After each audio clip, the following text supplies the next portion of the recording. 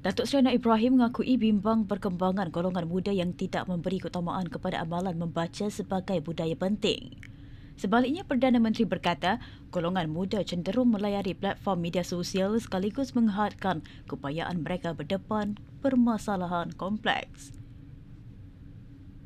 Beliau berkata demikian ketika merasmikan Pesta Buku Antarabangsa Kuala Lumpur PBAKL 2026 di Pusat Dagangan Dunia Kuala Lumpur WDC KL hari ini. Turut hadir Menteri Pendidikan Tinggi Datuk Seri Dr. Zamri Abdul Kadir, Menteri Pendidikan Falina Siddiq dan timbalan menterinya, Wong Kah Woh, serta pengerusi pengelola PBAKL Muhammad Khair Ngadiron. Budaya membaca ini menjadi masalah dalam dunia moden. Paling ramai orang sekarang telah hilang minat membaca kerana dia membaca hanya media sosial.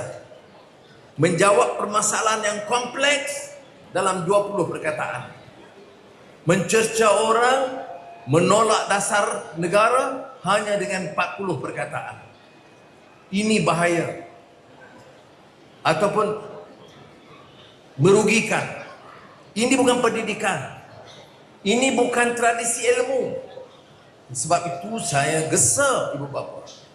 Pantau anak-anak.